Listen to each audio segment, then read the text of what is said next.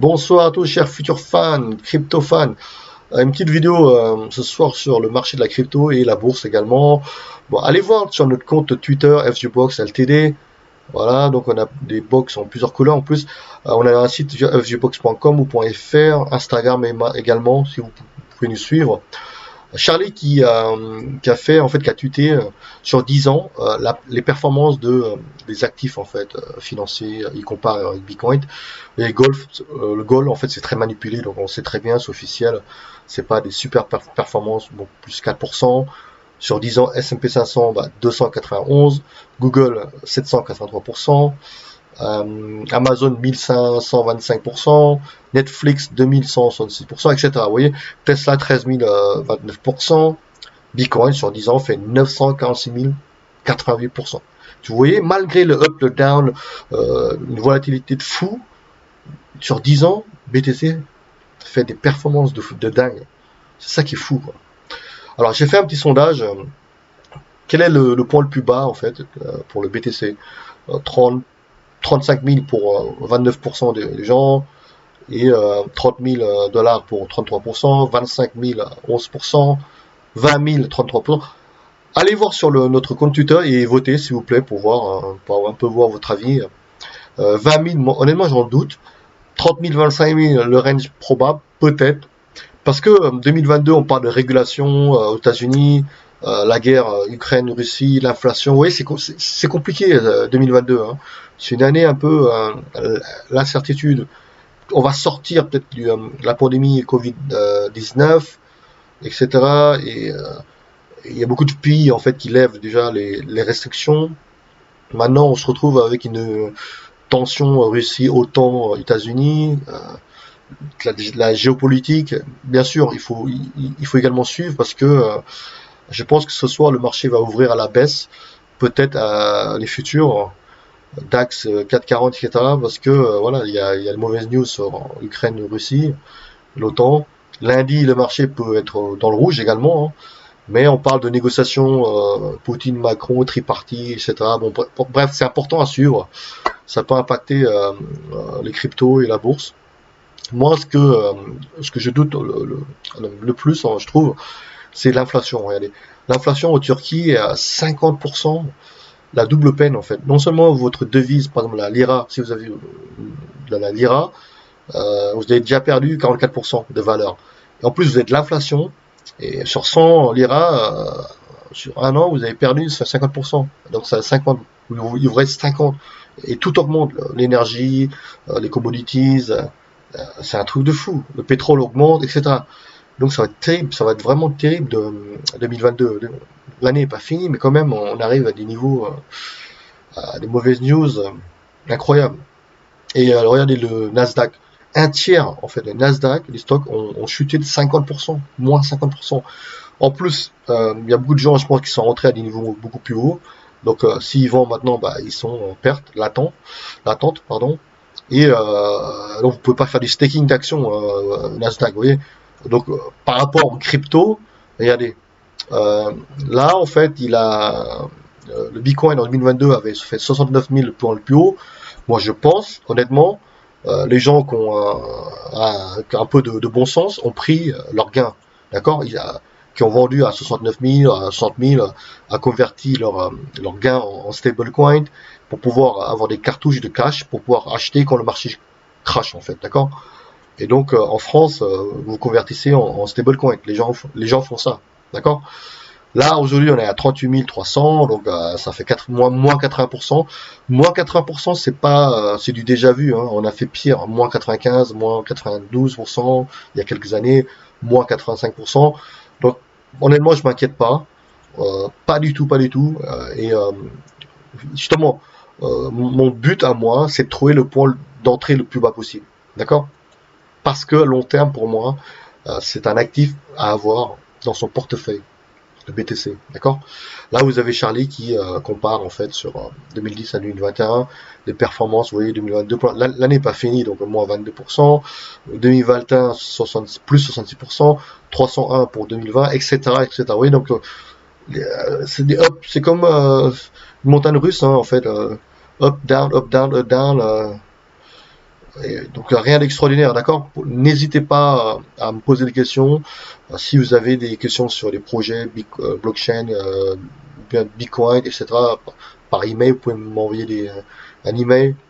En plus 2022, je vous ai montré que vous pouvez faire du staking des cryptos en stablecoin, vous avez 13% à 20% d'intérêt, d'accord?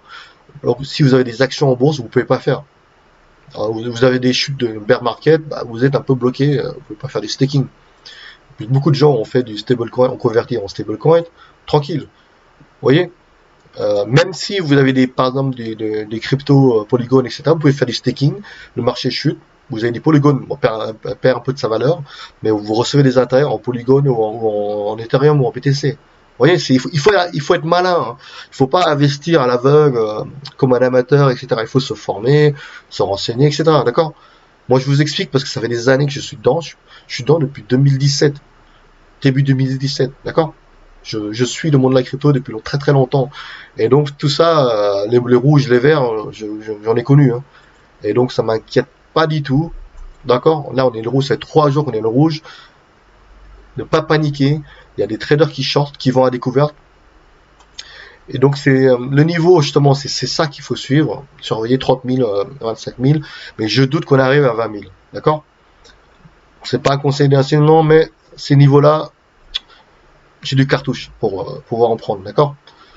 Voilà, voilà. Donc, en plus, j'ai expliqué, il y a des gens, ils peuvent shorter, ils peuvent vendre la découverte du BTC, faire chuter le BTC un peu plus bas, etc. Voilà, voilà. Ne pas paniquer, ne pas paniquer. Alors, je voulais vous montrer autre chose, en fait, voilà, une autre, du graphique, en fait, un compte qui s'appelle Sys Golden. Il a comparé les différentes guerres, en fait, la guerre du Vietnam, guerre du Golfe, Afghanistan, comment dire, l'Irak, et la guerre des Crimée. Vous voyez là en fait, à chaque fois, la bourse remonte. Boum, boum, boum, boum, ça remonte chaque fois. Le point le plus bas, ça remonte. Le point le plus bas, ça remonte. À part Afghanistan, en fait, ça chute. Et la guerre d'Irak, boum, le point le plus bas et ça remonte. Le point le plus bas et ça remonte. Vous voyez? Ça remonte pourquoi?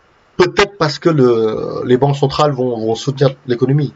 Quand il y a une guerre, il y a des tensions, et quand le marché chute, peut-être que les banques centrales vont intervenir. D'accord?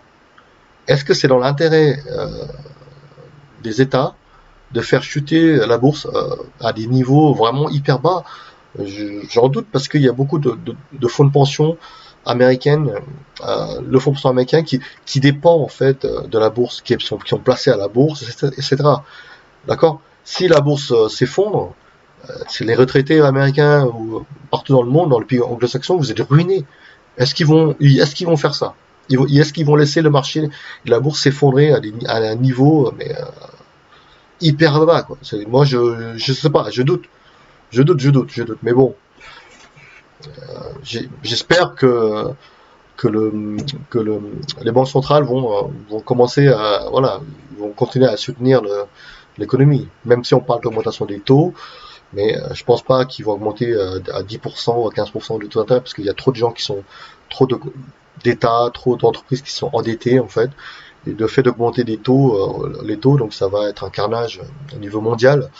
Et je doute vraiment, vraiment qu'on augmente, à moins qu'on veut créer une crise, une récession, comme en 2008, où la Fed, en fait, Alan Greenspan a déclaré, bah, il augmente les taux et on arrête, comment dire, on fait péter la bulle immobilière, etc. Donc c'était une décision voulue, hein. Donc, vous voyez, donc la crise a été voulue à l'époque. Il fallait vraiment faire péter la bulle. Et ils ont décidé d'augmenter les taux. Voilà, donc forcément, il y a eu des faillites aux États-Unis, des subprimes, et les maisons, etc., qui étaient les gens qui pouvaient plus payer de mortgage. D'accord? Parce que c'est un peu pervers le système anglo-saxon dans le sens où les gens peuvent emprunter pour acheter une maison sans payer en fait le capital. Vous pouvez seulement payer les intérêts. C'est pervers comme système. Imaginez, lorsque les taux sont bas, vous n'avez aucun intérêt de rembourser le capital. Vous allez rembourser juste les intérêts, très faibles, tous les mois, et vous allez recevoir en fait tous les mois, par exemple, les loyers, et vous allez réinvestir dans d'autres maisons, acheter d'autres appartements, et etc. Il y a des gens, moi je connais des gens qui ont 10 appartements. En Australie, il y a des gens qui ont 20 appartements. Complètement dingue. Alors que leur salaire, quoi, c'est 3 000 euros, 4 000 euros. C'est le système, il est pervers. En termes de le fait de pouvoir emprunter et ne payer que les intérêts. En France, ça marche pas du tout comme ça. En France, les gens, lorsqu'ils font des emprunts d'immobilier, ils payent le capital et les intérêts tous les mois. C'est très rare que vous faites des emprunts in fine où vous payez en fait le capital à la fin en fait. Et c'est très très rare en France. Donc voilà. J'espère que vous avez passé un très bon week-end à suivre les news avec la Russie, l'Ukraine, et donc l'inflation.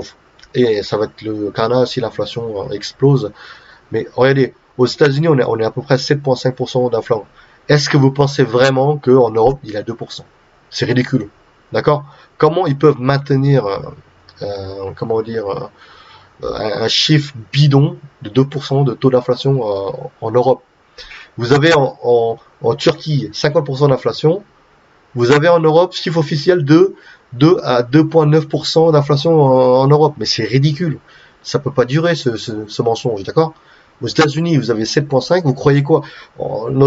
L'économie européenne est beaucoup plus proche, comme semblable à l'économie américaine. D'accord? C'est mondialisé, etc. Les matières premières montent, les prix augmentent. Donc d'avoir un taux d'inflation à 2% en Europe, c'est ridicule. Ce n'est pas crédible. Les gens se rendent compte. Vous voyez? Comment ils peuvent maintenir un mensonge comme ça à 2% d'inflation en Europe? Mais c'est ridicule. Voilà. Passez un bon week-end à tous. Au revoir.